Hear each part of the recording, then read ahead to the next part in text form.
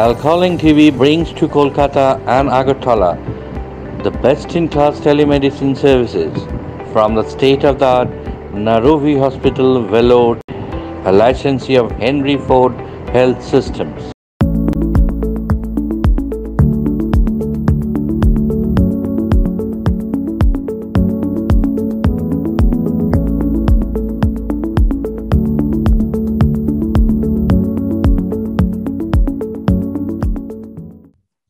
নমস্কার, আমি রাজদীপ এবং আমার সাথে আছে মায়া।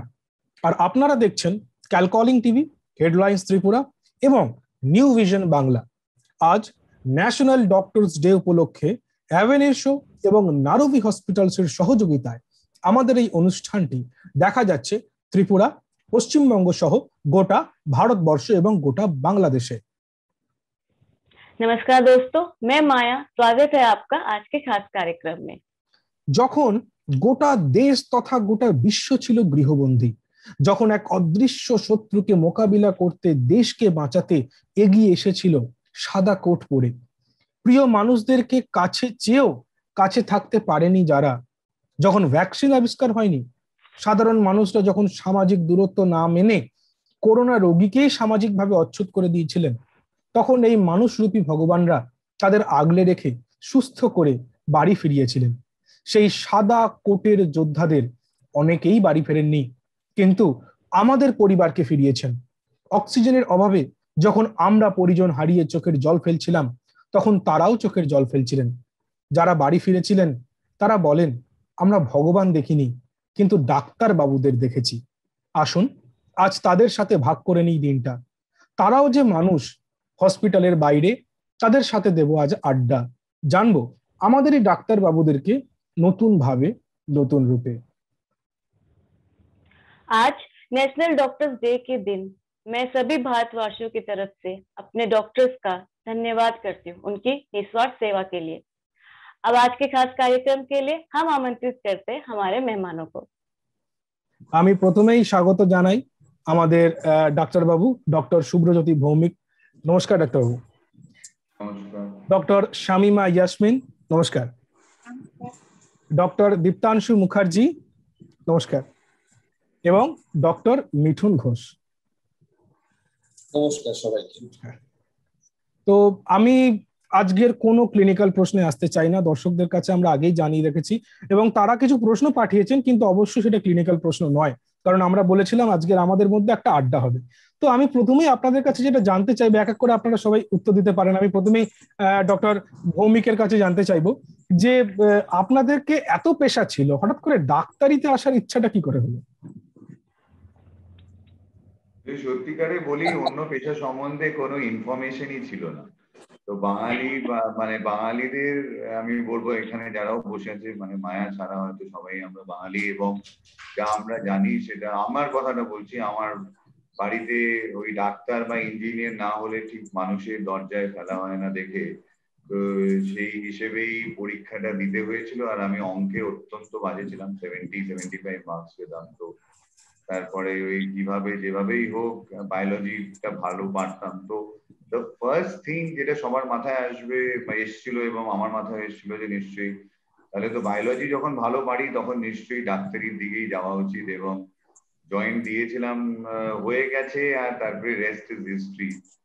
জানি না, হয়তো আজকালের দিনের মতন ইনফরমেশন অ্যাক্সেসিবিলিটি যদি আমার, তো ওই আজ থেকে কত বছর আগে, আমি তাই ভাবছি অনেকদিন হয়ে গেল, তো অনেক বয়স হলো, তো আজ থেকে মানে অ্যাটলিস্ট 22 বছর আগে যদি আমাদের ওই ইনফরমেশনটা আজকালের ছেলে মেয়েদের যা আছে সেটা যদি থাকতো, তাহলে হয়তো জীবনটা অন্যদিকে যেত। বাট এনিওয়ে, মানে তখন মানে ওই ইনফরমেশনে যা ছিল, যা অ্যাভেলেবল প্রফেশন ছিল, তাতে মনে হয়েছিল যে এটা একটা ভালো প্রফেশন, আর প্রফেশনে আসা উচিত। আর তাই পরীক্ষা দিয়েছিলাম। I was lucky to get through, তাই got chance and became a doctor. তো শামিমা ম্যাডাম, আপনারও কি কাহিনীটা ঠিক একরকম নাকি কিছু আছে ইন্টারেস্টিং? মানে আমার, হ্যাঁ, আমি প্লিজ রিপিট করুন, শুনতে পেলাম না কোশ্চেনটা। আমি বলছি আপনার কাহিনীটা আমরা একটু শুনি। আমাদের ডক্টর বলতে তো লাইক তখন we had this wrong information that it is a profession যেখানে both noble as well as প্রচুর ইনকাম হয়। এখন বুঝছি both are wrong. লাইক তখন we had this impression কি হ্যাঁ লাইক সেবাও করা যাবে and ইনকামও হবে, can have a decent life and all. So মানে ছোট থেকে এইভাবেই মানে I come from a very conservative family where like girls like মেয়েরা মানে they'll either be doctors or teachers, মানে এরকম একটা impression ছিল that time. So মানে we thought only option available for we girls. So পড়েছিলাম and like college was really great. So we ultimately became doctors. মানে প্রথম থেকে ওটাই ভেবে এসেছি, মানে অন্য কোনো প্রফেশনের কথা ভাবিনি অ্যাকচুয়ালি। তো মুম্বাই থেকে আমাদের সঙ্গে মিঠুন ঘোষ, ডক্টর মিঠুন ঘোষ আছেন, তার কাছ থেকেও শুনবো তাকে ডাক্তার হতে মানে কিভাবে তিনি উদ্দীপিত হলেন। খুব ভালো কোশ্চেন, খুবই বেসিক। বেসিক্যালি আমি হচ্ছে একটা নন মেডিকো ফ্যামিলি থেকে আসি, আমার মতন অনেকেও আরো আছে। তো সেক্ষেত্রে ডাক্তার ফ্যামিলি, ডাক্তার পেরেন্টস এর এক্সপোজার কিছুই ছিল না। কিন্তু অনেক ছোটবেলায় কোনো কারণে হয়তো বাবা মার সাথে, বা আমি মনে করি আমার বাবার অপারেশন হয়েছিল, মারও অপারেশন হয়েছিল, তো সেই টাইমে নার্সিং হোম বা হসপিটালসে যেতে হয়, কখনো কখনো তাদের চেম্বার বা ক্লিনিকেও যেতে হয়। তো ওই টাইমে না, তো তাদেরকে দেখে একটা রেসপেক্ট বা আরো সোসাইটির যে বাকি লোকেরা, কেন I am talking about say almost 20 years or 25-30 years back, তখন কিন্তু দিনটা অনেক আলাদা ছিল। লোকে ডাক্তার মানেই একটা ভাবতো ভগবান বা একটা রেসপেক্ট, তাদের স্টেজটা, তাদের ওয়ে অফ টকিং, তাদের চলাফেরা, তো এগুলো খুবই একটা মনে দাগ কাটতো। আর তারপরে জিনিসটা হলো যখন একটু পড়াশোনার দিকে গেলাম, যে হোয়াট ইজ মেডিকেল প্রফেশন, যেমন শুভ্র বললো যে বায়োলজি বা লাইফ সায়েন্স, যেমন ছোটবেলায় আমাদের লাইফ সায়েন্স ছিল। তো লাইফ সায়েন্সটা যখন শুরু হলো ক্লাস 6 স্ট্যান্ডার্ড 7 স্ট্যান্ডার্ড থেকে, খুবই ইন্টারেস্ট পেতাম। আর আমার মনে আছে 7 স্ট্যান্ডার্ডে আমাকে একটা ওই অঙ্কুরোদ্গমের উপর, একটা জার্মিনেশনের উপর একটা এক্সপেরিমেন্ট আমার টিচার দিয়েছিলেন। তো তখন ওটা আমি সাকসেসফুলি করি। কিন্তু আমার টিচার তখন আমাকে খুব মানে বলে না গ্যাস খাওয়ানো, তো গ্যাস খাওয়ালেন, বললেন এই না একদম ডাক্তার, তুই ডাক্তার হবি 7 স্ট্যান্ডার্ডে জার্মিনেশন করে। তো যাই হোক, ওভারঅল একটা মনের মধ্যে ছিল। আর একটা মজার কথা বলি, যখন খুব বৃষ্টি হতো না, বাড়িতে সন্ধ্যা দুপুরবেলা তো ঘুমাতাম না, তো বড় বড় কোট মানে জামাগুলো ছিল, আমি তখন অনেক ছোট, তো সেই জামাগুলো পরতাম দুপুরবেলায়, আর পরে পরে নিজেকে ওই ডাক্তারের মতন এপ্রন পরে আছি বা এই ধরনের একটা ফিলিং আসতো। এবার ধীরে ধীরে ধীরে ধীরে, but I was very much focused from standard 8 onward. I didn't appear for any engineering or anything. ম্যাথামেটিক্সে যে একদম খারাপ ছিলাম তা নয়, ভালোই রেজাল্ট হতো, কিন্তু আমি ভেরি মাচ ফোকাসড অন ডাক্তারি। তো এইভাবেই আসা, যেটা প্রথমে noble profession and all, but পরবর্তীকালে রিয়েলাইজেশনটা একটু আলাদা হয়। যাই হোক, পরে আমরা আলোচনায় আসবো। তো দীপ্তাংশু বাবু, আপনার কাছ থেকে শুনি। আমারটা একটু ডিফারেন্ট, কারণ আমার আসলে ফাদার মাদার দুজনেই ডক্টর, আমার গ্র্যান্ডফাদারও ডক্টর ছিলেন। আর আমি ছোটবেলা থেকে যেরকম হয় সবসময় বাড়িতে যখন যা ডিসকাশন হচ্ছে, কিংবা মনে করেন বাবা মাকে শুনি সবসময় পেশেন্ট রিলেটেড এরকমই ডিসকাশন হতো।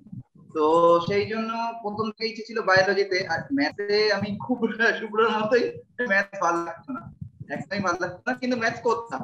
কিন্তু তারপর আমার যেটা হলো যে আমি জয়েন নিলাম, জয়েন্টে ফার্স্ট ক্লাসে ক্লিক করলাম, ক্লিক করার পর তারপর চান্স পেলাম, চান্স পেয়ে যাওয়াতে जॉइंट तो माया आप कुछ पूछना चाहेंगी? मैं सिर्फ ये मतलब पहली चीज मैं यही पूछ रही हूँ कि आप लोग सारे मतलब फ्रेंड्स हैं, राइट? तो आज आप लोग कितने दिन बाद ऐसे मतलब वर्चुअली इकट्ठे हो रहे हैं? तो मैं ये जानते हैं बहुत दिन बाद इकट्ठे हो तो कुछ ऐसी बातें जो आप लोग आपस में हमारे प्लेटफॉर्म के थ्रू शेयर करना चाहेंगे और जो हम भी सुनना चाहेंगे ऑब्वियसली। मैं इसमें थोड़ा सा बोलना चाहता हूँ। बेसिकली थिंग इज दैट हम लोग तो है, मैं मुंबई में हूँ, ये लोग कलकत्ता में है, एंड फ्रैंकली स्पीकिंग क्या है कि कलकत्ता में रह के भी बहुत लोगों के साथ पास नहीं हो पाता, बिकॉज हम लोग 150 स्टूडेंट थे उस time, if I am not wrong. तो उसमें से कुछ लोगों का ही दोस्ती बनता है और एक कनेक्शन बनता है। तो दिस इज अ नॉस्टैल्जिया। मेरा पहला दिन जो था 7 सितंबर, शुभ 7 सितंबर हमरा इस्टिलम, yes 7 September 1998 7 September. I basically मतलब मैं आया था, हाँ यस, तो मैं आया था थोड़ा सा दूर से, हम लोग का कॉलेज था RG Kar medical college, may be half an hour 40 minutes 1 hour away. तो मैं आया था, तो मेरा कोई भी उधर स्कूल फ्रेंड या नोन कोई भी नहीं था। फर्स्ट डे हम लोग एनाटॉमी लेक्चर हॉल में बैठे थे, but the person who was sitting next to me, उस दिन जो मेरे बाजू में बैठे थे और जिसके साथ मेरा फर्स्ट दिन फ्रेंडशिप हुआ था, वो इसी चारों में से एक है, वो है दीप्तांशु।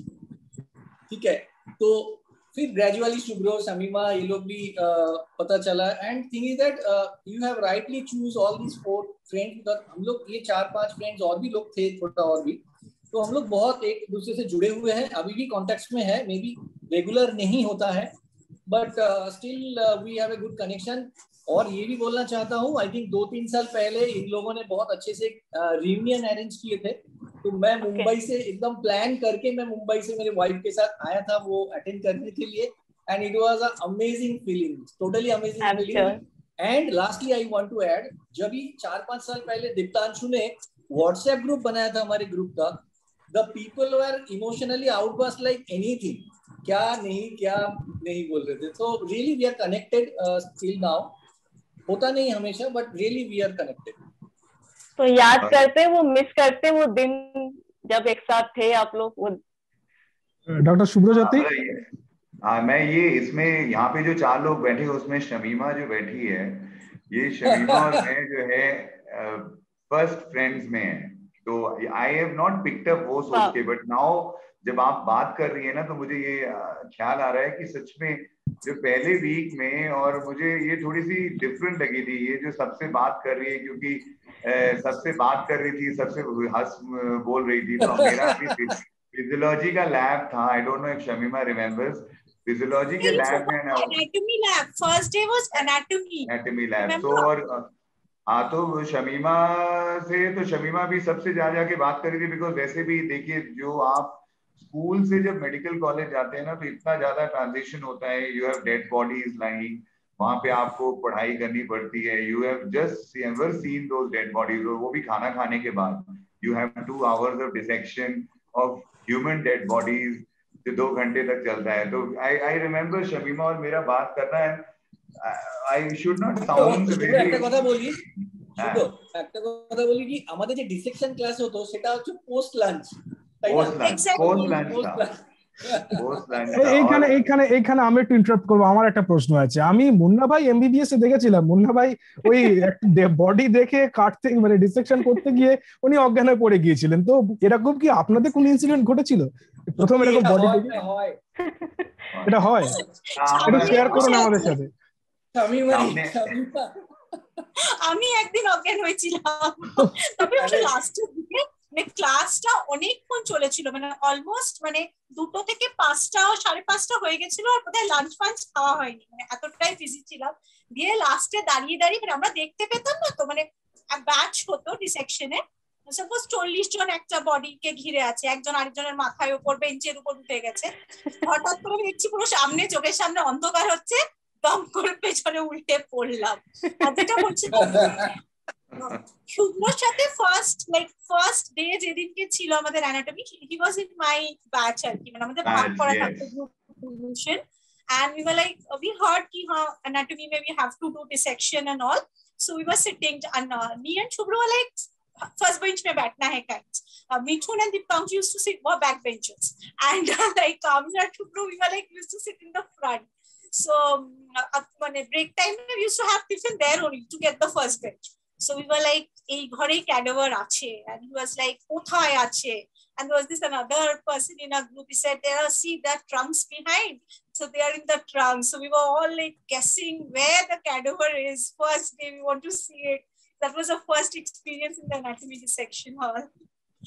তো মানে আমাদের আরেকটুখানি আমি আমার এক্সপেরিয়েন্সটা বলি একটুখানি। আমাদের সেপ্টেম্বর মাসে চালু হয়েছিল, এবং তারপরে দুর্গাপুজো আসবে অক্টোবর মোস্ট প্রবাবলি, আমি যদি মানে আমার মনে পড়ছে না, আমাদের পুজোর পরে ডিসেকশন চালু হবে। এই যে মাঝখানে টাইমটা, আমার মনে হয় 150 স্টুডেন্ট সবাই ওই একটা কৌতূহলে রয়েছে, কবে ওই চালু হবে, কি হবে, বডিটা কিরকম দেখতে, কিভাবে আসবে, এটা কি সত্যি নাকি। তো দিস ইজ রিয়েলি অ্যামেজিং, একটা ক্রেজি থিং ছিল। তো আমাদের যান্ত্রিক সমস্যার কারণে দীপ্তাংশু বাবুর সাথে একটু যোগাযোগ বিচ্ছিন্ন হয়ে গিয়েছিল, তো উনি আমাদের সঙ্গে আবার যুক্ত হয়েছে। আপনাকে আমি জানতে চাইবো, দীপ্তাংশু বাবু, কলেজ লাইফে কোনো একটা ইন্টারেস্টিং ঘটনা, বা আমি যেটা উল্লেখ করেছিলাম যে শামীমা ম্যাডাম যেটা বললেন যে ডিসেকশনের সময় বডি থেকে অজ্ঞান হয়ে যাওয়া, তো এই ঘটনাটা কি আপনার সাথেও ঘটেছিল, বা আপনার কোনো একটা ফেমাস ঘটনা যেটা কলেজ লাইফে মনে আছে? না না, আমার একটা হয়েছিল যে পরপর আমাদের এত ভিড় ছিল তো 50 জন মিলে একটা বডি দেখা হতো। তো একটা পেটের মধ্যে একটা অর্গান আমাকে দেখাচ্ছিল, লিভারের মধ্যে, আমার এখনো মনে আছে, যে এপিপ্লোইড ফোরামেন বলে একটা অর্গান। এবার সবাই লাইন দিয়েছে, আমিও লাইন দিয়েছি, সবাই স্যার বলছেন যে insert your finger, this one is epiploic foramen, okay okay now. তাহলে নেক্সট নেক্সট নেক্সট, অনেকক্ষণ পরে আমি দেখছি আমার হাতের আংটিটা নেই। তখন আমি বললাম স্যার আরেকবার, আমার ওর ভিতরে এপিপ্লোইড ফোরামেনের মধ্যে আমার হাতের আংটিটা পড়ে গেছিল, আমার মনে আছে। স্যারের ভালো নাম মনে নেই, স্যারের একটা নিকনেম ছিল, সুবীর স্যার ছিলেন বোধহয় কোনো। হ্যাঁ, তো আমার মনে আছে, আবার লাইন দিয়ে আবার গিয়ে দেখি ভেতরে গিয়ে সেই বডির মধ্যে আংটিটা পড়ে আছে, তার মধ্যে অনেক মানে আঙুল ঢুকিয়ে দেখিয়ে নিয়েছে। তারপর আবার আমি আংটিটা নিয়ে বাড়িতে যখন এলাম, তখন বাড়িতে বললো, আরে ওই আংটি আর পড়া যায় না, ওটাকে ই করতে হবে, ওটাকে ওই করতে হবে। ওটা মানুষের বডির মধ্যে, মরার বডির মধ্যে পড়েছিল। আমার এখনো মনে আছে, ওই এপিপ্লোইড ফোরামেনে আমার একটা রিং হারিয়ে গেছিল। আচ্ছা, খুব আপনি মানে আমাদের এই মিটিং শুরু হওয়ার আগে আমরা জানলাম যে আপনারা লাইব্রেরিতে মনে হয় সময় কাটাতেন, তো লাইব্রেরিতে কি কোনো আপনাদের কোনো ইনসিডেন্ট, স্পেশাল ইনসিডেন্ট কিছু আছে লাইব্রেরিতে? আমি আমার একটা ফ্রেন্ড, আমাকে বলতে দে, লাইব্রেরিতে না না, লাইব্রেরিতে একটা ইনসিডেন্ট আছে। মানে আমার একজন ফ্রেন্ড দেবু, আমার মনে আছে লাইব্রেরিতে তো অনেকে বসে থাকতো, মানে উল্টো দিকে, তারা মনে করেন they are busy in gossiping and this and that. আমি নাম বলবো না, I will not take the name. আমি মনে আছে সবসময় বলতাম, একজনের সামনে এসে বলতাম, যাদের দুজনের মধ্যে হয়তো কখন কোনো অ্যাফেয়ার ছিল বা কিছু ছিল, বসে বসে তারা এত গল্প করতো, তাদের টিফিন গুলোকে আমরা সামনে থেকে আমি বলতাম, ঠিক আছে তোরা গল্প করো, ওদের টিফিন গুলো আমরা খেয়ে নিতাম। আমার মানে লাইব্রেরি প্রেমটা মেডিকেল কলেজেও এক্সিস্ট করে। Yes, yes. The library is the hot spot. আচ্ছা, Library is the best place. তা আপনারা কি সবাই অ্যারেঞ্জ ম্যারেজে আছেন, না লাভ ম্যারেজ আপনাদের কিছু মেডিকেল কলেজের? আদৌ কি কেউ অ্যারেঞ্জ ম্যারেজ করেছে, নাকি সবাই লাভ ম্যারেজ? ব্যাপারটা হচ্ছে কি, না ব্যাপারটা হচ্ছে দুটো সেগমেন্টে আপনাকে দেখতে হবে। এটা হচ্ছে দুটো সেগমেন্ট, একটা হচ্ছে যে লাভ আর তারপরে ম্যারেজ। এবার ডিউরিং কলেজ ডেজ লাভ ছিল হয়তো, এবার সেটা ম্যারেজে কনভার্ট হয়েছে কি হয়নি সেটা আলাদা ব্যাপার, কিন্তু লাভও ছিল, পরবর্তীকালে ম্যারেজ হয়েছে কখনো, বাট সেম পার্সন এটাও সবসময় নয়। না, আমার তরফ থেকে কলেজ লাইফের জন্য একটা মানে দুটোই আমার শেষ আছে, যেটা তারপর আমি মায়াকে বলবো, মায়া কিছু প্রশ্ন করবে। তো আমার যেটা জানা সেটা হচ্ছে ডাক্তার স্বামী হলে ডাক্তার বাবু হতে হবে, বা ডাক্তার বাবু ডাক্তার স্বামী না হলেও যদি একজন ডাক্তার নন, একজন ডাক্তার, তো এতে কি কোনো সাংসারিক সমস্যা, সময় দেওয়া ইত্যাদি কি কখনো ফেস করতে হয় নাকি আপনাদের সবারই পরিবারে যারা আছে তারা? ছিল না, চয়েসই ছিল না কোনো, 6 বছর 7 বছর ওই একই জায়গায় পড়ে থাকতে হবে। যদি কোনো এরকম কারিকুলাম করে কি ইন্টার্নশিপের সময় তোমাকে চলো, শুভ্রকে বলতে দে, শুভ্রকে বলতে দে।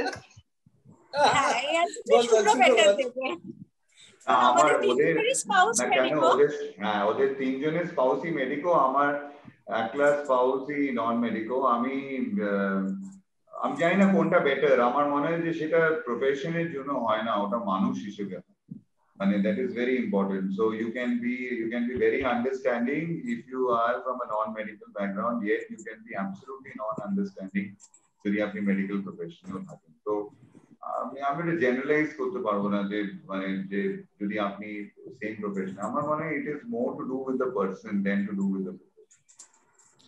तो तबे राजदीप मैम इससे मिलता जुलता या प्लीज प्रोफेशनल होना चाहिए, वाइफ या बेटा प्रोफेशनल होना चाहिए, because there will be very problem, because when you will come late and you will discuss about your patient in phone, they will be irritated, no? Wife का बात उठा तो माया जी को आप तो हमें छोड़ना ही पड़ेगा, माया जी कुछ सवाल पूछेंगे, पूछिए। नहीं, जो दीप्तांशु ने बोला मैं वो बोलता हूँ कि हो सकता है, मुझे लगता है कि जिनके स्पाउसेस मेडिकल प्रोफेशनल हैं उनको थोड़ा सा ज्यादा सपोर्ट इसलिए मिलता है because they know that even अगर आप फोन पे 12 साढ़े 12 बजे तक लगे हुए हैं you are not doing something else, you know, आप पेशेंट्स के लेके ही मतलब चर्चा कर रहे हैं, वो उनको समझ में आता है। Like after my marriage, my first birthday, my husband had night duty. In fact, 24 hours at the admission duty. He was in SSKM that time, so like he was not there. So like being a medico, I understand the importance of admission day and all. So the next day when he came back, when I said just because I am a medico, like you took it for granted, right? I understand, that's why तुम बच गए, otherwise होता तो क्या होता? So he was like, medico नहीं होते तो छुट्टी ले लेते, अभी तो मुझे पता है कि you understand. So it can be other way around also. तो ये एक क्वेश्चन था इससे मेरा जुड़ा हुआ कि जैसे आप लोग के कोई टाइमिंग नहीं होती है, आप लोग कोई आर्ट्स नहीं होते हैं, तो हम लोग यहाँ थोड़ा भी जैसे कर लेते हैं टाइम ऊपर या फिर ज्यादा प्रेशर आ जाता है तो वो हार्मोनल इम्बैलेंस, तबीयत खराब, स्ट्रेस, तो आप लोग भी क्या इस सब चीजों को कभी जाते हैं इन सब सिचुएशंस के थ्रू कि आप लोग की तबीयत पे असर डाले? क्योंकि हम जैसे नॉर्मल इंसान तो बहुत जल्दी इन सब चीजों के अंदर आ जाते हैं कि स्ट्रेस बहुत ज्यादा हो रहा है, मैं डिप्रेशन में आ गई या फिर मेरे हार्मोन इम्बैलेंस हो गए, तो आप लोगों के साथ भी होता है ऐसा? कैसे मैनेज करते हैं आप लोग ये सब? Actually, हम लोग का ट्रेनिंग ऐसा होता है ना, मतलब we have lesser because during internship we have 48 hours duty. ऐसा भी हुआ है कि ताना duty, so we are little bit trained कि हाँ like hard work करके मैंने निकल के आना, 2 रात नहीं सोना, so it is okay, मैंने थोड़ा बहुत हम लोग trained हो जाते हैं. But हाँ, definitely there are people who suffers all this because mental health is a issue nowadays. So even we have friends, but till now अभी तक हुआ नहीं है, लेकिन हो ही सकता है. But thing is, we as medical professionals, we are already trained during internship and house stewardship कि हाँ कैसे आप लोग बिल्कुल it is a part of हमारे फौजियों को बिल्कुल ट्रेंड करके निकालते हैं बाहर, वैसे आप लोग भी बिल्कुल ट्रेंड होकर निकलते हैं इंटर्नशिप में, बेसिकली हो जाता है. मैं थोड़ा सा बोलना चाहता हूँ. क्या है कि thing is that when you will get stressed up, जब भी कभी आपको ज्यादा स्ट्रेस्ड अप लगेगा, डिप्रेशन रहेगा and all this negative aspect of psychology, क्या रहता है कि आप प्रोफेशन को कितना प्यार से, कितना आप अच्छे से उसको एक्सेप्ट कर रहे हो. जब भी आपको ये भारी महसूस होगा कि बहुत ही हेवी हो रहा है, दैट मीन्स आपको वो अच्छा नहीं लगता है ना, किसी भी चीज को करने के लिए. चाहे समीमा ने बोली कि we used to do 48 hours duty and all. Initial days really होता नहीं था, but वो हमारा हैबिट बन गया था, आदत बन गया था. तो if something become habit तो उसमें कोप अप करने में प्रॉब्लम नहीं होता है. लेकिन ऐसा भी नहीं है कि ऑल 100% जो डॉक्टर है सब लोग उसको कोप अप कर पाते हैं.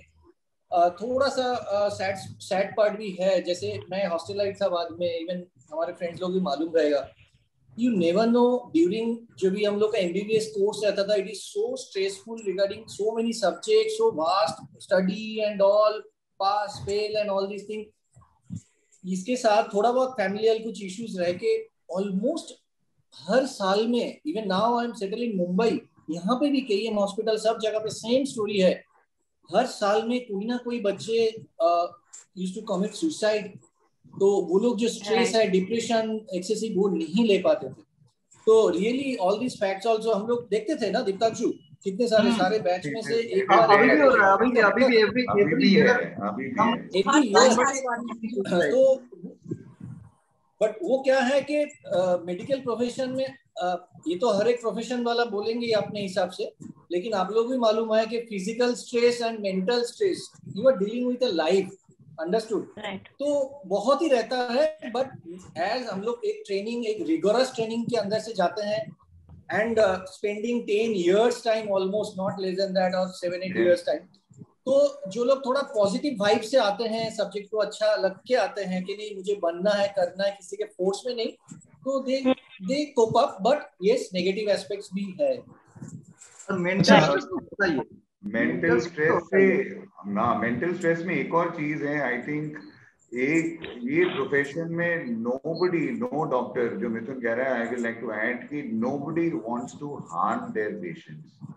और कुछ चीजें इंडिया में अब ऐसी हैं जो कि आउट ऑफ कंट्रोल हैं, जिसमें पेशेंट्स हार्म हो रहे हैं.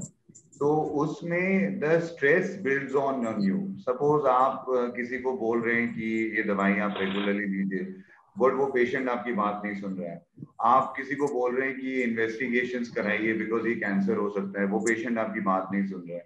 आपके पड़ोस में किसी को दिल का दौरा पड़ रहा है, तो आपको पता है कि दिल का दौरा पड़ रहा है, तो फिर आप उसको बोल रहे हैं कि आज रात ही उसको लेके जाइए, बट वो बोल रहा है कि नहीं, कल सुबह जब हमारी नींद खुलेगी तो हम जाएंगे। तो ये एक ऐसा प्रोफेशन है जिसमें आपको जितना अच्छा मालूम है उतना बुरा भी मालूम है कि इसकी जान भी जा सकती है।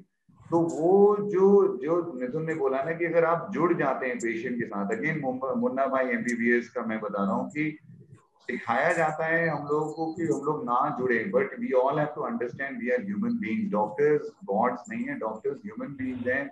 आपकी तरह ही हमारे यहाँ इमोशंस हैं, हमको भी लोगों से लगाव हो जाता है। और जब उनके साथ बुरा होता है या उनके साथ बुरा होने वाला होता है, वो आशंका जब हमको होती है ना, तो वो स्ट्रेस हमारे अंदर बिल्ड करता है, और ये स्ट्रेस कभी कभार हमारी हेल्थ को ले डूबता है।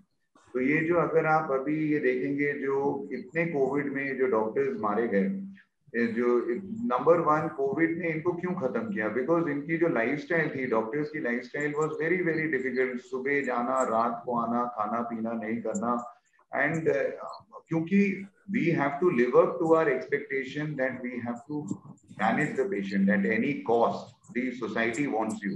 Society will not think, society can forgive a politician, society will forgive a policeman कि वो भी ब्रेक ले रहा है, but society will never forgive a doctor कि इसके पेट में दर्द हो रहा है या उसको बच्चा होने वाला है और आप खाना खाने जा रहे हो। किसी ने बोल दिया कि मुझे भूख लगी है और मैं खाना खाने जा रहा हूँ, तो सोसाइटी उसको माफ नहीं करती है। तो मुझे लगता है कि सोसाइटी को भी थोड़ा सा सोचना चाहिए कि ये इंसान है, ये डॉक्टर जो है भगवान नहीं है। आई ऑलवेज से कि ये भगवान नहीं है, ये इंसान है, और ये गलतियां भी करते हैं, और इनको इमोशंस भी होता है, इनको प्यार भी होता है, इनको गुस्सा भी आता है, इनको नफरत भी होती है, और इनको सारे इमोशंस होते हैं। जो बिल्कुल अभी कोविड के समय में भी हमने देखा कि आप लोग की ड्यूटी इतनी ज्यादा टफ थी, उसके बीच में बहुत जगह से घटनाएं आ रही थी कि डॉक्टर्स को मारा जा रहा है। अभी रिसेंटली आसाम से भी आई, तो ये सब चीजें हमें तो हर्ट इतने ज्यादा करते, तो ऑब्वियसली आप लोगों को तो बहुत ज्यादा हर्ट करती होगी। नहीं, इसीलिए इस वास्ते मैं मिथुन बोलेगा, बट मैं एक चीज बोल रहा हूँ, इसीलिए मैंने शुरू किया ना 20 साल पहले। मुझे अगर अदर ऑप्शंस पता होते कि यहाँ पे मार नहीं खाना पड़े, तो वो ऑप्शंस मैंने उठा लिया, क्योंकि ये तो वही बात होती है कि आप काम भी करो और बिना बात के मार भी खाओ, तो फिर you don't want this, nobody wants to come to this profession.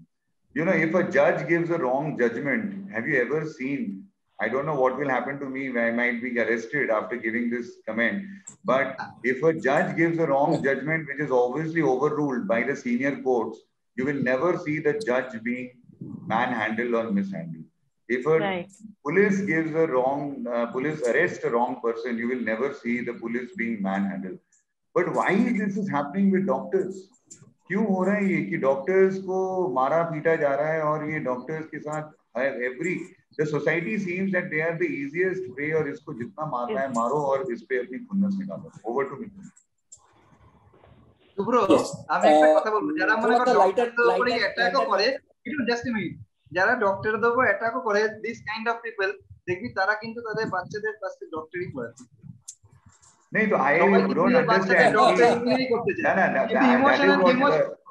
the media is sitting here, so I want to make an appeal to the media कि today I think high time when जो next generation जिनके যাদের বাড়িতে doctor আছে তারা কিন্তু যারা নিজে ডাক্তার তারা কিন্তু চাইছে না যে ভালো স্টুডেন্টসরা ডাক্তার হোক, তাদের ছেলেমেয়েরা ডাক্তার হোক। আজকে শামিমার হাজবেন্ড ওয়াইফ বোথ ডক্টর, মিথুনের বাচ্চারা কি মিথুন বা দীপ্তাংশুর মেয়ে কি ডাক্তার হবে? If you ask, answer is probably 50% would be no, that they don't want their children to become doctors. कहाँ जा रही है सोसाइटी, कहाँ क्या कर रहे हैं हम लोग? তো আমার তো সমস্ত কিছু আমি বললাম, আমি নন মেডিকেল ফ্যামিলি থেকে এসেছি, দীপ্তাংশু আমার প্রথম দিন থেকে ফ্রেন্ড। তো ওই খুব মজার মজার গল্প বলতো, যেহেতু কাকু কাকিমা দুজনেই ডাক্তার ছিলেন এন্ড অল। তো বললো জানিস এরকম পরিস্থিতি পর্যন্ত হয়েছে, আই থিঙ্ক ওর মামার বিয়েতে না কিছু, ওর মা কাকিমা হচ্ছে গাইনোকোলজিস্ট ছিলেন। ও বললো যে এরকম পরিস্থিতি যে মামার বিয়ে হচ্ছে বা মামার মেয়ে কারো তো একজন, আর মার কাছে ফোন এলো যে এমার্জেন্সি ডেলিভারি কল এক্ষুনি। তো ওর মাকে মনে হয় ছেড়ে সেই বিয়ে বাড়ির ওই অনুষ্ঠান কিছুক্ষণের জন্য ছেড়ে যেতে হয়েছে। তো এগুলো যে রিয়েল ফ্যাক্ট।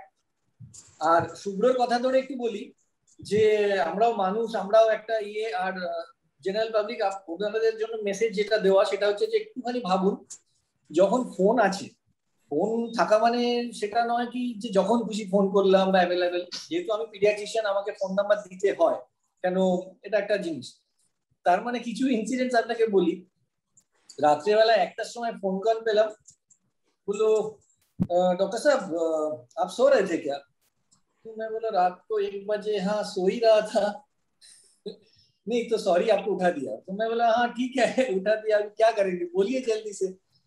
तो बोले नहीं एक्चुअली ना बाबू का पैर थोड़ा सा छोटा लग रहा है। तो मैं बोला बाबू का रात को पैर छोटा हो गया, तो ऐसे कैसे हुआ? तो बोलते नहीं बाबू के पापा ना अभी धंधा बंद करके आए ना, आके ना उसको चादर के ऊपर से एक पैर दिख रहा था, तो उनको लगा कि एक पैर छोटा है, तो डॉक्टर साहब को एक बार फोन करके बोल दो कि ऐसा ऐसा है। तो मैं बोला रात को 2 बजे 2-3 साल का बच्चू आपको लग रहा है पैर थोड़ा छोटा है, तो वो क्या इमरजेंसी है इसमें कि आपको इसी टाइम फोन करना है? तो these are very funny things कि हम लोग मतलब विदाउट एनीथिंग संडे सो रहा हूँ, ঘুমাচ্ছি খুব একদম পুরো লাঞ্চ করে, 3টের সময় ফোন এলো, ডক্টর সাহেব আপনি কি সোমবার দিনকে বসবেন চেম্বারে? আমি বললাম যে তার জন্য সানডে 3টের সময় আপনার ফোন করার কোনো এমার্জেন্সি হয়েছে? আর এমার্জেন্সি হলে তো আপনি সোমবার বসবেন কিনা সেটা তো বলবেন না। না বাচ্চাকে না ভ্যাকসিন দেওয়ার ছিল, তাই ভাবলাম যে একবার জিজ্ঞাসা করে নিই। তো যেটা বলার মেনলি হচ্ছে যে একটুখানি সেন্সিটিভ হতে হবে আপনাকে, যে আমি ফোন আছে তার মানে এই নয় কি যখন খুশি করে দিলাম, তার কোনো এটা ফর এমার্জেন্সি। কিন্তু এখন ব্যাপারটা হচ্ছে আমাদের সবথেকে বেশি কি বলতো, আমাদের যেগুলো সবথেকে বেশি হঠাৎ ফোন করে যে আচ্ছা তো খেতে পারবে বলুন তো, হ্যাঁ আমি বললাম কিচ্ছু না বিরিয়ানি রোল, না না না না সেটা বলছি না, মানে আমি নর্মাল খাবার না বিরিয়ানি খাওয়ান, আজকে খাবার নিয়ে কোনো চিন্তা করবেন না, না খেতে পারবে সব, হ্যাঁ ইয়ারের প্রবলেম কি খেতে পারবে। অনেকে ভাবে কি একটু ফোন করে কথা বলে নি, তবে অনেক সময় এমার্জেন্সিতেও ফোন করায়। আমার একটা কথা বলার আছে যে আসলে আগেকার দিনে আমরা যখন আমাদের ফাদার মাদার যখন ডক্টর ছিল বা গ্র্যান্ডফাদার ছিল তখন একটু অন্যরকম ছিল। তখন কি হতো, ডক্টরদের কাছে খুব অসুবিধা হলেই লোকে যেত, কারণ খুব ইজিলি যাওয়া যেত না, আর খুব এমার্জেন্সি পড়লে ওষুধ নিয়ে লোকে খেত। এখন আসলে কি হয়েছে, ডক্টরদেরও কোনো উপায় নেই, কারণ এত মেডিকোলিক্যাল ইস্যু আসছে, ডক্টরদেরও ইনভেস্টিগেশন লিখতে হচ্ছে, কারণ এত প্রবলেম। এখন না সেই ডক্টর আর পেশেন্টের যে সেই রিলেশনশিপটা সেইটা সেই রকম নেই যেটা আমার দাদুর সময় ছিল। আমার দাদুর সময় যেরকম ছিল ইজিলি, অনেক ইজিলি দাদু লিখে দিতে পারতো, ভাবতো না যে এই পেশেন্টটার কিছু খারাপ হলে যে দাদুকে এসে ব্লেম করবে যে আপনার ওষুধের জন্যই আমার এই প্রবলেমটা হলো। কিন্তু এখন আমার একটা প্রেসক্রিপশন লেখার আগে 10 বার ভাবতে হয় যে আমি যদি কিছু ভুল লিখি, এটা এখন সোশ্যাল মিডিয়াতে এটা নিয়ে এমন কিছু একটা হবে, তার থেকে আমার বাবা কয়েকটা ইনভেস্টিগেশন মেডিকোলিক্যালি শিওর হয়ে অনেক ডক্টরদের প্রেসক্রিপশনে লেখা থাকে, এরকম জিনিস আমি দেখেছি যে নট ফর মেডিকোলিক্যাল পারপাস। কিন্তু একটা কথা যে কেউ কি মিঠুন একটা বল, যদি একটা প্রেসক্রিপশনের ওষুধ বা এনি রিলেশনশিপ এনি কিছু প্রবলেম হয়, কেউ কি মেডিকোলিক্যালি ওই প্রেসক্রিপশনকে বলতে পারবে যে this is not for medicolegal value? তুমি যখন প্রেসক্রাইব করেছো তো তোমার তো অবভিয়াসলি রেসপন্সিবিলিটি, তাই না? আমার মনে হয় এখন একটু রিলেশনশিপটা একটু অন্যরকম হয়ে গেছে, একদম একদম বেশি হয়ে গেছে। আমার এই জায়গায় দাঁড়িয়ে বলার যে একদম আপনাদের কথাগুলো সত্যি খুব হৃদয়স্পর্শী, তো এগুলো প্রত্যেকেরই জানা উচিত, মনে রাখা উচিত। তো সিরিয়াস কথার মাঝে আমি এবার একটু হালকা করার জন্য আমি বলতে চাই, কলেজ লাইফে তো গান বাজনা হতোই, গান বাজনা আড্ডা ঠাট্টা ইয়ার্কি সবই হতো। তো বাঙালি তাছাড়াও ছোটবেলা থেকে একটা হয়তো আঁকা শেখানো, গান শেখানো এগুলো হয়, তো আমাদের প্রত্যেকের সাথেই হয়েছে। তো আপনাদের মধ্যে গান কবিতা কেউ এসবে ইন্টারেস্টেড আছেন বা কেউ করেছিলেন? গান শিখেছিস? গান শিখেছিস না? অনেকটা লাগে, মানে সেরকম কোনো ট্যালেন্ট নেই, মানে কতদিন খুঁজলেও কোনো ট্যালেন্ট খুঁজে পাওয়া যাবে না। ডাক্তারির বাইরে আর কিছু না সেরকম নাকি? লজ্জা না? আরে লজ্জা কিছু না। আমি আর শুভ্র স্টেজে উঠে কম্পেয়ারিং গুলো করতাম, এইটুকু প্রোগ্রাম কন্ডাকশন অবধি ছিল। একদম আমরা পার্মানেন্ট ছিলাম, মানে ফার্স্ট ইয়ার থেকে বর্ষবরণ থেকে বিদায় অবধি আমাদের যে ওটা হয়েছে 5th ইয়ারে আমরা কম্পেয়ারিংটা করে গেছি, সেটা করে গেছি। কিন্তু আমি আর মিঠুন একবার ক্লাস পালিয়েছিলাম মনে আছে, ক্লাস নিচ্ছিলেন ক্রিকেটে, সেগুলো আমি মোহনবাগানের ম্যাচ ছিল সল্টলেক স্টেডিয়ামে। হ্যাঁ, তো আমাদের কি আমাদের দীপ্তাংশুর কি ছিল, আমাদের হবি ছিল আমরা একটুখানি মানে স্পোর্টস বা এগুলো খেলাধুলো, ক্রিকেট ফুটবল এগুলোকে একটুখানি লাইক করতাম। তো দীপ্তাংশু আর আমি খুব মোহনবাগানের ফ্ল্যাগ আমাকে দিয়ে সেলাই করিয়েছিলি, বিশাল বড় একটা ফ্ল্যাগ, ওই ফ্ল্যাগ আর নেই। তো এবার একটা খুব মজার ঘটনা বলি, যে আমরা খেলাধুলো লাইনে, হ্যাঁ, তো আমি দীপ্তাংশু আর নবারুণ বলে আমাদের একটা ব্যাচমেট ছিল। এটা তো বলতেই হবে। না আমি বলছি ওটা ছিল ইন্ডিয়া পাকিস্তান টেস্ট সিরিজ ছিল, তখন তো আমাদের মোবাইল ছিল না। ইন্ডিয়া পাকিস্তান টেস্ট সিরিজ ছিল, সৌরভ গাঙ্গুলি 5th আউট হয়ে গেল। আমরা 5 দিনই গেছিলাম, আমি মিঠুন আর নবারুণ বলে একটা ট্রেন গেছিলাম লাস্ট দিন। তো অবভিয়াসলি ওইটা মাঠে খুব ঝামেলা হয়েছিল, ওই বাকনার ছিল আম্পায়ার, পুরো মাঠ খালি করে, স্টেডিয়াম খালি করে টেস্ট সিরিজটা এন্ড হয়েছিল। সেই টেস্ট সিরিজে আমরা ছিলাম, এখনো আমার মনে আছে, মিঠুন পুলিশ মাঠ খালি করছে, তো আমরা 3 জন বসে আছি, সবাই পুলিশ বড় বড়, সেই রকম আমাদের মানে দেখিনি এরকম যে বড় বড় পুলিশ, যে ইমিডিয়েটলি স্টেডিয়াম খালি এবার একটা লোক মাউথ অর্গান স্টার্ট করলো, জনগণ মন, একটা পুলিশের একটা বলছে দাদা গায়ে হাত দেবেন না কিন্তু ন্যাশনাল অ্যান্থেম হচ্ছে, গায়ে হাত দেবেন না কিন্তু ন্যাশনাল অ্যান্থেম হচ্ছে। এবার জনগণ মন শেষ হলো, আবার জনগণ মন শুরু হয়ে গেল। হ্যাঁ, তারপর পুলিশটা এত রেগে গেছে, তখন পুলিশটা লাঠি চার্জ করেছে, সবাই দৌড়েছে। কিছুক্ষণ পর আমি দৌড়লাম, মিঠুন দৌড়লো, দেখলাম বেরিয়ে লোকে বলছে কলকাতা পুলিশ হায় হায়, সে মাউন্টেন পুলিশ দৌড়চ্ছে। 3 জন দিন দিকে চলে গেছে, তখন তো মোবাইল নেই। আমার এখনো মনে আছে আমি মিঠুনের জন্য দাঁড়ালাম রাজভবনের কাছেই ইস্টে, হাফ অ্যান আওয়ার 1 ঘন্টা দাঁড়িয়ে বাড়িতে ঢুকছি। আমার বাবা মা গেছিল অন্য ব্লকে, আমার বাবা দূর থেকে আমাকে চটিটা দেখাচ্ছে, বলছে তোদের মতো ছেলেদের জন্য আজকে মাঠে এই অবস্থায়, আর কোনোদিন লাইফ মেম্বারশিপের টিকিট দেবে না, তোরা ঝামেলা করতে চাস। এবার মিঠুন বাড়ি পৌঁছেছে কিনা ফোন করতে পারছি না, তারপর মিঠুনের বাড়ির নম্বরে বোধহয় ফোন করলাম, মিঠুন করে আরো 2-3 ঘন্টা পরে আমার জন্য ওয়েট করে, কেউ তো কাউকে মিট করতে পারছে না, কোনো তো মোবাইল নেই, 3 জনে 3 দিকে চলে গেছে। তো ওইগুলোই ভালো ছিল, মোবাইল ছিল না দেখে আমার মনে হয় যে লাইফ অনেক বেশি আমাদের না। আবার এটা বলতে পারি যে আজকের আপনারা এতদিন পর ভার্চুয়ালি মিট করছেন, আমরা আপনাদেরকে এখান থেকে যে যেখানেই থাকি সেখান থেকে আপনাদেরকে পাচ্ছি, এটাও কিন্তু একটা প্রোস কনস দুটোরই থাকে। তো আমি এই জায়গায় দর্শকদের প্রশ্নে আমরা এবার আসবো। তো দর্শকদের প্রশ্নে আমি আসার आगे मैं बोलता हूँ माया, आप दर्शकों की जो क्वेश्चंस हैं आप पूछ लीजिए, संक्षेप में उनका जवाब ले लीजिए डॉक्टर से। Thank you Rajdeep. हमारे पास बहुत सारे क्वेश्चंस आए थे आप लोगों के लिए, हमारे दर्शकों से, तो उसमें से कुछ 1-2 हमने फनी क्वेश्चंस निकाले। जिससे पहला क्वेश्चन ये है कि जब आप लोग किसी से मिलते हैं तो उनको पता चलता है कि आप डॉक्टर हैं, तो ऐसा कितनी बार होता है, ये सबसे है मेरा ये सवाल, ये कितनी बार होता है कि सामने वाला अच्छा ये डॉक्टर है तो अपने सिम्टम्स बताना शुरू कर देते हैं, ये डॉक्टर को एडवाइस करेंगे, ऐसा हुआ है आप लोगों के साथ?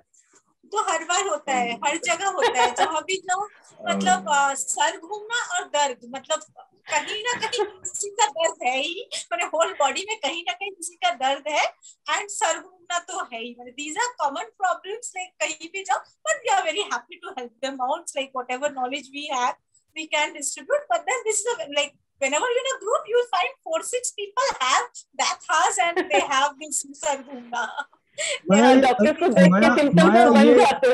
माया ये अंकिता की सवाल था ना?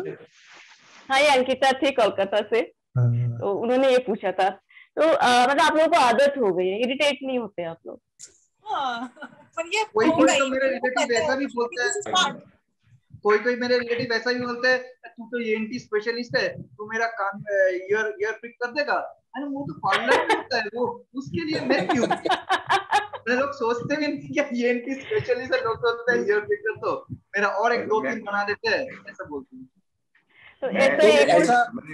मैं ये बोलूंगा कि अगर आप स्पेशलिस्ट नहीं भी हैं तो फिर लोग आपको स्पेशलिस्ट बनने के लिए मजबूर करते हैं। मैं दीप्तांशु ने जो बोला, तो मैं तो भाई स्पेशलिस्ट, मेरा जो काम है रिसर्च का काम है, तो फिर ऐसे लोगों का सवाल आएगा कि चलो ये जो दवाई, सबसे ज्यादा आता है verification of prescription. Her doctor को किसी न किसी डॉक्टर की प्रिस्क्रिप्शन को वेरीफाई करना होता है, और ये बहुत ही फेवरेट हॉबी है कुछ लोगों की। कि वो डॉक्टर ए की प्रिस्क्रिप्शन लेके डॉक्टर बी को दिखाना और डॉक्टर बी जो बोले वो सी से वेरीफाई करना। ये वेरिफिकेशन बिजनेस में काफी लोग लगे हुए हैं। तो मेरे पास जो फोन आएगा कि अरे आप तो रिसर्च में हैं, आपको तो सारा अपडेशन मालूम है। ये जो सबसे बड़े कार्डियोलॉजिस्ट हैं, इन्होंने सबसे बड़ा जो ये प्रिस्क्रिप्शन लिखा है, पहले 3 मेडिसिन क्यों लिखे और चौथा ये टेस्ट क्यों लिखा। तो एक बार 2 बार तो आप बोल देंगे, चौथी बार फिर मुझे ये लगता है कि मैं बोलूं यार आपने इतना पैसा खर्चा करके वहां क्यों गए, प्रिस्क्रिप्शन मुझसे लिखवा लेते तो ये would have been better. I mean you have to again घूम फिर के ये मत करें विंडो शॉपिंग की तरह। मुझे लगता है अगर कोई मतलब विश्वास जो है बहुत इंपॉर्टेंट है मेडिकल साइंस में।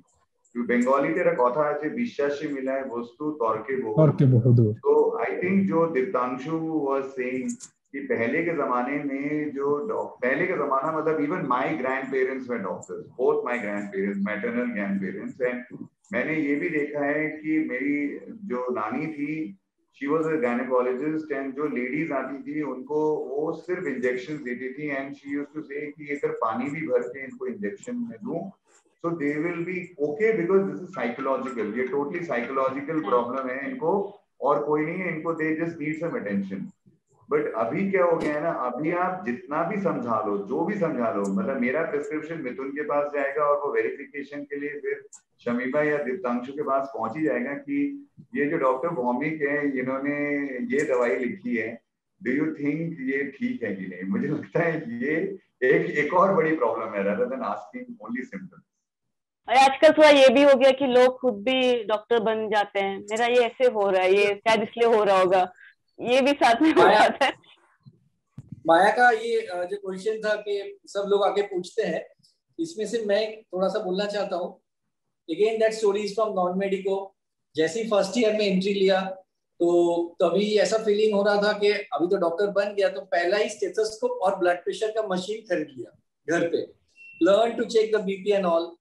शुरू में जैसे सैटरडे संडे होता था लोग आते थे, जरूरत है नहीं है, थोड़ा मेरा ब्लड प्रेशर चेक कर दे, थोड़ा पल्स देख ले। उसके बाद धीरे धीरे मतलब एमोन हो गए लोग फीलिंग था कि इट वाज अ नाइटमेयर कि मैं जैसे घर में आया हूँ दरवाजा का आवाज आ रहा है, मतलब वही बंदा आने वाला है, ठीक है किसी के पास ब्लड प्रेशर का प्रॉब्लम है ये अंडरस्टूड, बट जार को प्रॉब्लम नहीं, जिसको कुछ प्रॉब्लम ही नहीं है वो भी आके ऐसा, ये तो मेरा घर का। तो आफ्टर फर्स्ट ईयर और सेकंड ईयर ऑनवर्ड्स मैं तो यही बोल दिया कि मैं ना हॉस्पिटल में छोड़ के आया, मेडिकल कॉलेज में छोड़ के आया ब्लड प्रेशर का मशीन, बस आई डोंट, मेरा हो गया डॉक्टर बनने का, ये गया नंबर 1। তো তারপরে কি হলো, তারপরে হতো যে রিলেশন में যখন কোনো বিয়ে বাড়ি অনুষ্ঠান বা कोई सेलिब्रेशन ऐसा होता था तो उधर जगह पर्टिकुलरली कुछ अंकल कुछ कजिन वो लोग मुझे अलग से लेके बैठ जाते थे and they used to start their full story. मुझे ना देखना ये डॉक्टर ना ऐसे बोला है, ऐसा ऐसा किया है, और I was just first year second year या final third year like that. তো এটা হতো কি যে তারপরে কি হলো কনজিকিউটিভলি যখন ওদের সঙ্গে দেখা করতাম তো আমি তো ওদেরকে দেখেই অন্যদিকে চলে যেতাম, ওই যে আসছে এসে এক্ষুনি আমাকে নিয়ে আলাদা করে বসবে আর ডিটেইলিং চালু করবে। তো मतलब पैथेटिक सिचुएशन, তো ऐसा है एक्सपीरियंसेस। আমাদের কথোপকথন তো চলতেই থাকবে এবং সত্যি আমাদের সময়টাও তো ধরা বাঁধা, কিন্তু তার মধ্যে থেকে আমি জানি রাখি আপনাদের দর্শকদেরকে যারা আপনারা দেখছেন আমাদের হেডলাইন্স ত্রিপুরা, ক্যালকলিং টিভি এবং নিউ ভিশন, যেটা বাংলাদেশ, ত্রিপুরা এবং গোটা ভারতবর্ষে দেখা যাচ্ছে, এবং অ্যাভেনিয়ার শো এবং নারোবি হসপিটালের সহযোগিতায় আজকের আমরা এই শোটি গোটা ভারতবর্ষে টেলিকাস্ট করতে পারছি। তো দর্শকদের প্রশ্নেই আসি, সংক্ষেপে আপনাদের কাছে জানতে চাইবো, এই প্রশ্নটা আমারও অনেক সময় আমি ছোটবেলায় বাবাকে করতাম, কি অভিনব রয় ত্রিপুরা থেকে এই প্রশ্নটা আমাদেরকে পাঠিয়েছেন যে ডাক্তাররা যখন লেখে তাদের হাতের লেখাটা যখন আমরা দেখি আমরা বুঝতে পারি না, কিন্তু যখন সেই হাতের লেখাটা আমরা ওষুধের দোকানে দিই তারা বুঝে যায়। ডাক্তারদের হাতের লেখা নিয়ে অনেক কমপ্লেন থাকে, এই কমপ্লেনটা কেন? ডাক্তারবাবুদের হাতের লেখাটা কেন এরকম হয়? আমার হাতের লেখাটা খুবই খারাপ, কিন্তু মানে প্রথম থেকে যখন পেশেন্ট স্টার্ট হয় দেখা তখন না হাতের লেখাটা খুব সুন্দর থাকে, কিন্তু তারপর আস্তে আস্তে পরে দিকে দেখি হাতের লেখা ফার্স্ট ইয়ার থেকেই খারাপ। তোর তো ডাক্তার হওয়ার আগে থেকেই তো হাতের আরে বাবা ওটা একটু বেকা। এবার আমি মানে খারাপের অনেক সুবিধা থাকে, এবং আমার মনে হয় যে পেশেন্ট ওষুধের দোকানে আমাকে এসে বলে স্যার এটা কি লিখেছেন না, এটা তো অরিজিনাল, ও স্যার বাকিটা তো নেই, খালি প্রথম তিনটে আছে, ওটা বুঝে নিতে পারো না এতদিন ধরে যে ওপর কারণ দুটো জিনিস আছে আমার যেটা মনে হয়, যে একটু খুব বেশি ভালো হ্যান্ডরাইটিং লিখলে ঠিক ডাক্তার ডাক্তার মনে হয় না।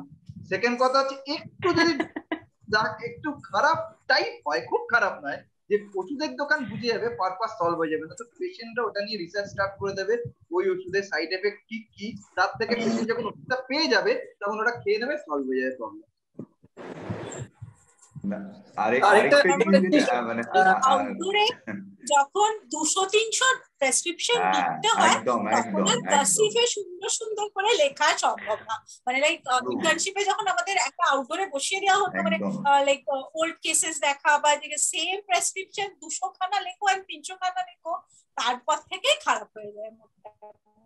রুট কজটাই সেটা, root cause, that is the root cause. আর আরেকটা জিনিস হচ্ছে যে জেনেরিক লিখতে হয় তাহলে তো দেখতে হবে না জেনেরিক, তাই জন্য রাজদীপ এখন কিন্তু অনেক জায়গায় বেশিরভাগ কম্পিউটারাইজ, মানে আমাদের হাতে লিখতে হয় ক্যাপিটাল লেটার্স, ক্যাপিটাল অনেক হসপিটালসে they mention that you must write in capital letters. But আরেকটা জিনিস যেটা আছে 200-300 শামিমা বলবো, আরেকটা হচ্ছে যে আমাদের এত নোটস লিখতে হয় না, মানে 21টা সাবজেক্টে লিখতে লিখতে লিখতে লিখতে লিখতে লিখতে we devise our own small forms। আর মোবাইল ধরে দেয়, রেকর্ড করে নেয়। আমাদের সময় যেমন নোটস লিখতে হতো, এখন স্টুডেন্টরা রেকর্ড করে নেয় আর ডাইরেক্টলি বলে দেয়। আমরা এখন তো পিছিয়ে গেছি না, আমরা অন্য জেনারেশনরা এগিয়ে গেছে, তাই এইগুলো হচ্ছে রুট কজ রাজদীপ, হাতের লেখাগুলো। এই জন্যই তোমাকেও যদি আমরা এই 5 বছরের এরকম সব ট্রেনিং দিই আর এইগুলো নোটস লিখতে দিই, তোমার হাতের লেখাও কিন্তু অনেকেরা চিনতে পারে। আমাদের এক্সামে অত শর্ট টাইমের মধ্যে কত লং কোশ্চেনস বললাম, আনবিলিভেবল। তো you have to finish it off very fast fast fast fast fast like that.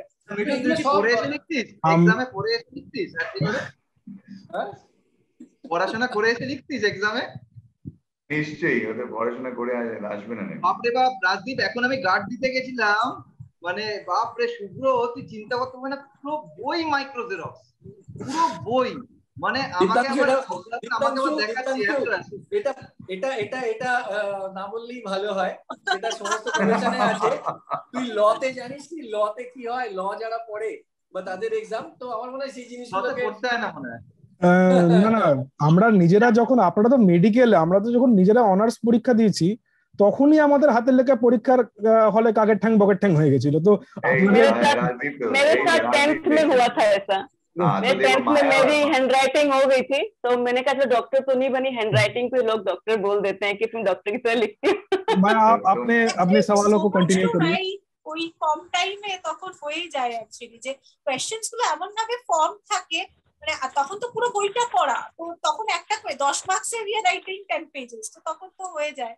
मैं आपकी सवाल आप कंटिन्यू करें। मेरे सवाल की प्रॉब्लम ये राजदीप की, मेरे जितने सवाल थे उनके आंसर्स मुझे पहले ही मिल चुके हैं, खासकर शुभज्योति सर से। फिर भी एक है तो मैं पूछ लेती हूँ दर्शक, वैसे 3-4 थे बट मैं एक ही पूछूंगी अब, वो थोड़ा मतलब मिलता जुलता ही है, आप जवाब दे चुके। कृपया नाम बता दीजिएगा जो दर्शक ये क्वेश्चन। हाँ बिल्कुल बिल्कुल, ये अर्चना पूछ रही है त्रिपुरा से।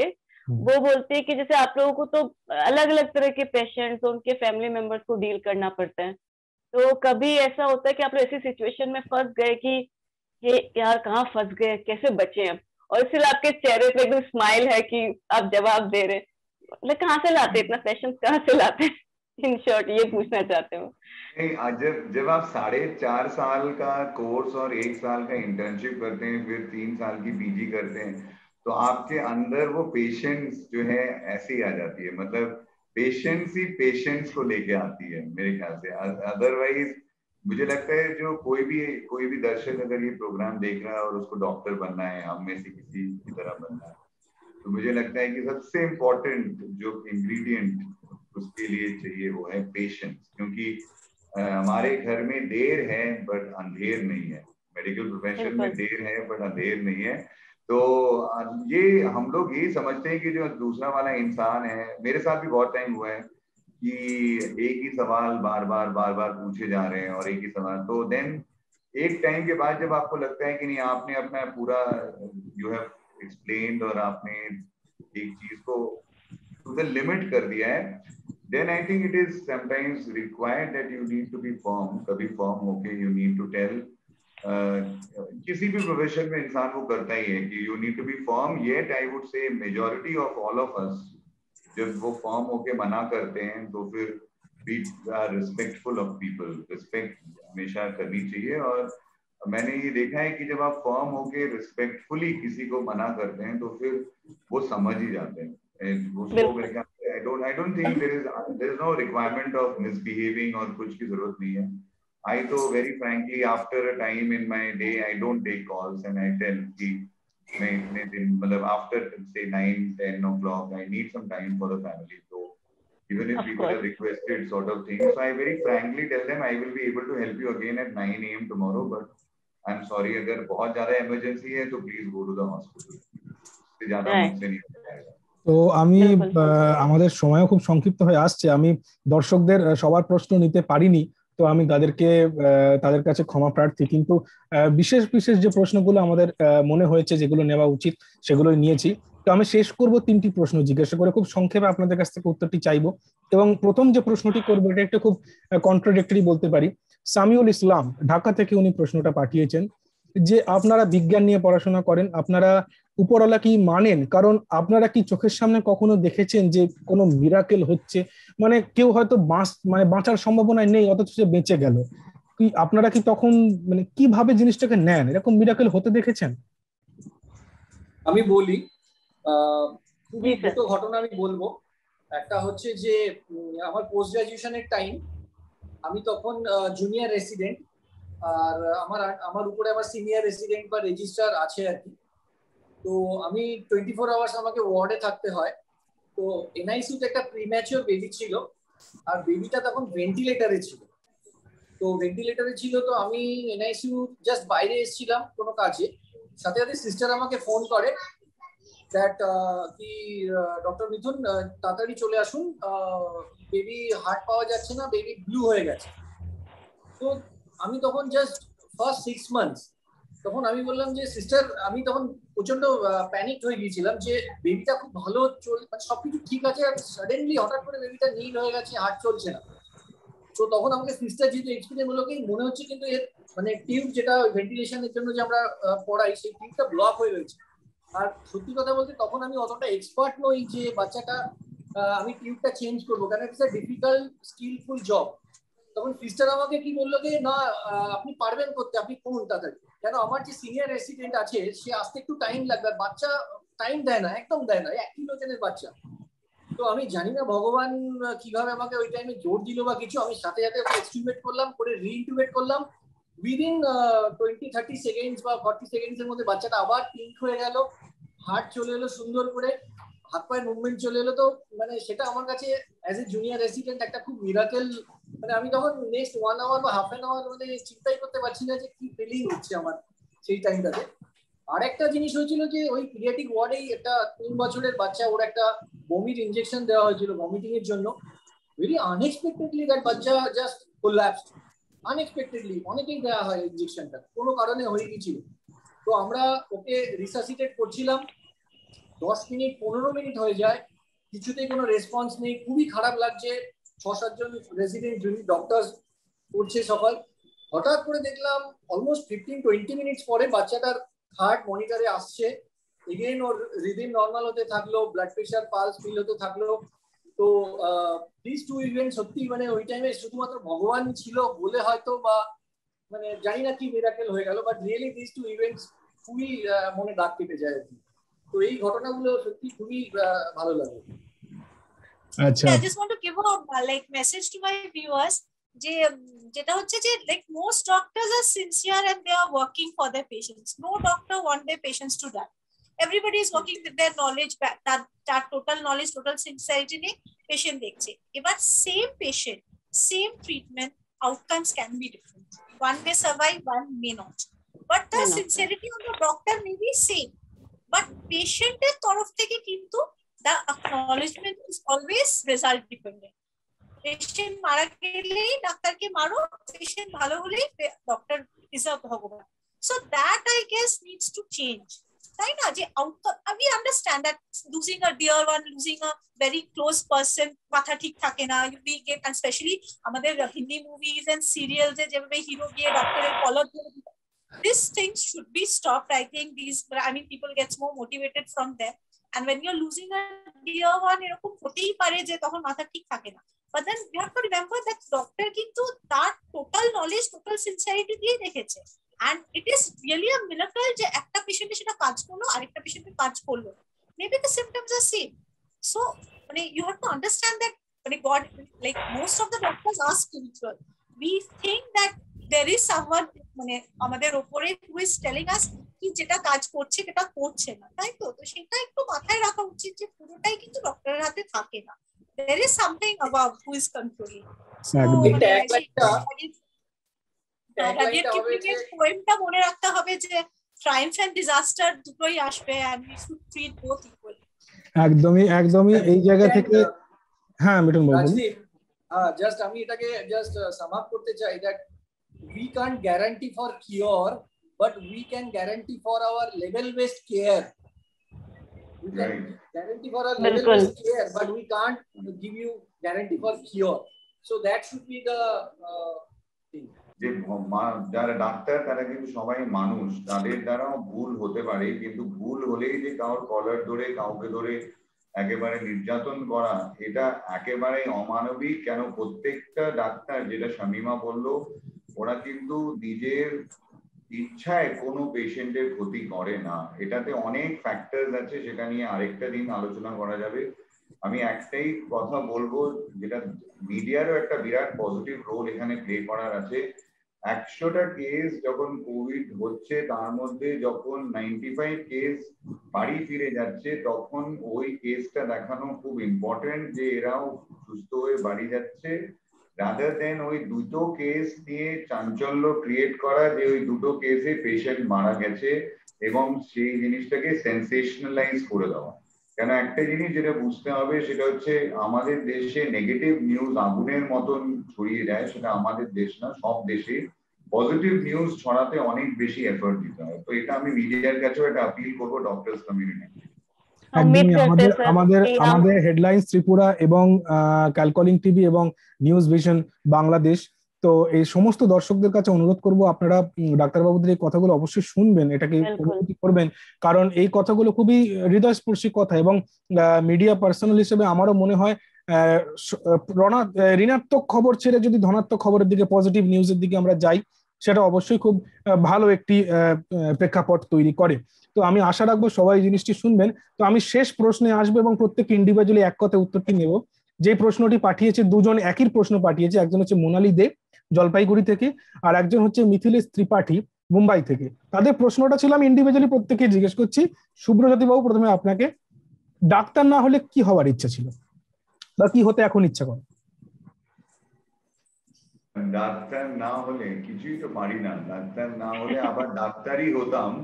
কেন আমি খুবই I am very happy and satisfied.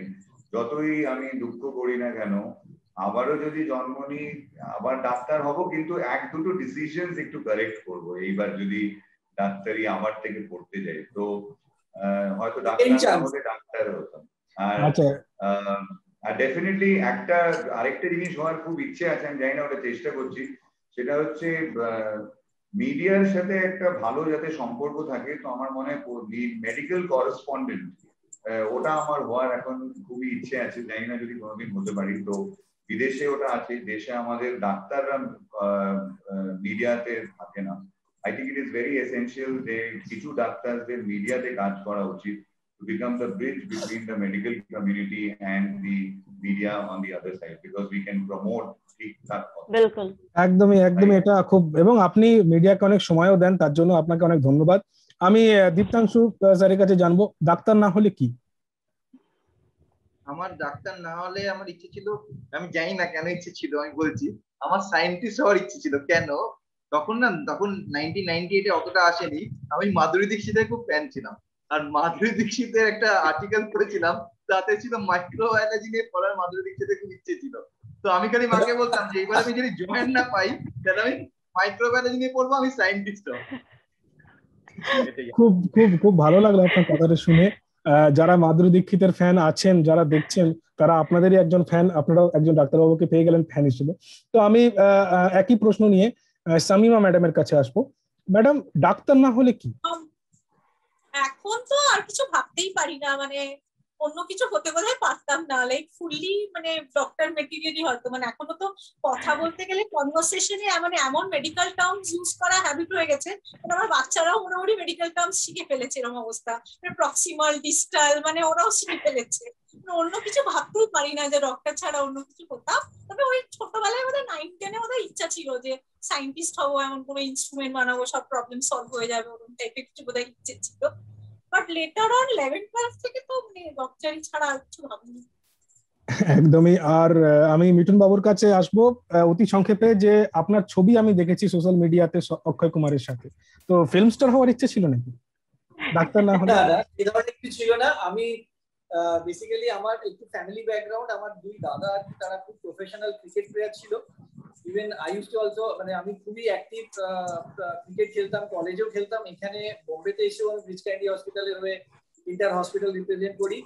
তো আমি খুব সিনসিয়ার সিরিয়াস ক্রিকেট প্লেয়ার হওয়ার ইচ্ছা ছিল, কিন্তু আমাদের পড়াশোনার পরিকাঠামো বা এইগুলো আইদার অর যেটা এব্রডে দুটোই করতে পারেন, তো ফরচুনেটলি আর আনফরচুনেটলি সেটা হয়ে ওঠেনি। তাও যতটা সম্ভব করি। তো ক্রিকেট প্রফেশনাল ক্রিকেট প্লেয়ার হওয়ার খুব ইচ্ছা ছিল একটা টাইমে। তো anyhow I am not unhappy, খুবই ভালো লাগে এই প্রফেশনে এসে, এবং তার সঙ্গে অন্যান্য যে ইচ্ছা সেগুলোকে মেনটেন করা। একদমই। আপনাদেরকে প্রত্যেককে অনেক ধন্যবাদ, doctor Subhrajyoti Bhowmik, doctor Mithun Ghosh, doctor Shamima Yasmin এবং দীপ্তাংশু মুখার্জি। ডক্টর আপনাদেরকে অনেক অনেক ধন্যবাদ হেডলাইন্স ত্রিপুরা, ক্যালকলিং টিভি এবং নিউজ ভিশনকে সময় দেওয়ার জন্য। অ্যাভেনিয়ার শো এবং নাইরোবি হসপিটালের সহযোগিতায় আপনারা এই শোটি দেখতে পাচ্ছেন গোটা ভারতবর্ষ সহ গোটা বাংলাদেশ, ত্রিপুরা এবং পশ্চিমবঙ্গে, এবং আশা রাখবো পরবর্তীকালেও আমরা এরকম অনেক শো করতে পারি। এবং আজকে ডাক্তারবাবুরা যে কথাগুলো বলেছেন সেগুলো অবশ্যই আপনারা মাথায় রাখবেন, মনে রাখবেন, এবং তাদের এই নতুন রূপ আপনারা যেটা দেখলেন আপনারা এনজয় করুন। এবং আরো একটা কথা আমি বিশেষভাবে আপনাদেরকে বলবো, যে আমরা প্রথমেই বলেছিলাম তাদেরকে ভগবান, তারা মানুষরূপী ভগবান, তারাও মানুষ, তাদেরও ফিলিংস আছে, তারাও মানুষ, তারাও কাঁদেন, তারাও রোগীকে ফিল করেন। তো সেই জায়গা থেকে বলবো আপনাদের একটু বোঝা উচিত, তারাও বোঝেন, তাদেরকে একটু সম্মান করুন। আশা রাখবো পরবর্তীকালে কোনো ডাক্তারকে যেন কোনো রকম ভাবে আক্রান্ত হতে না হয়, এই আশা রেখে আজকের ন্যাশনাল ডক্টরস ডেতে সমস্ত ডাক্তারবাবুদের শুভেচ্ছা জানিয়ে, আপনাদের সবাইকে শুভেচ্ছা জানিয়ে আমি অনুষ্ঠানটি শেষ করব। আপনাদেরকে অনেক অনেক ধন্যবাদ। आप सभी को बहुत बहुत शुभकामनाएं डॉक्टर्स डे की, और आप हमारे पास यहाँ आए, हमें ज्वाइन किया, बहुत बहुत धन्यवाद। हमें बहुत मजा आया, उम्मीद है आप लोगों को भी आया होगा। Thank you so much. অনেক অনেক মজা করলাম, আপনাদেরকে অনেক ধন্যবাদ। দেখতে থাকুন হেডলাইন্স ত্রিপুরা, ক্যালকলিং টিভি এবং নিউজ ভিশন বাংলাদেশ। নমস্কার। Calcalling TV brings to Kolkata and Agartala the best-in-class telemedicine services from the state-of-the-art Narovi Hospital, Vellore, a licensee of Henry Ford Health Systems.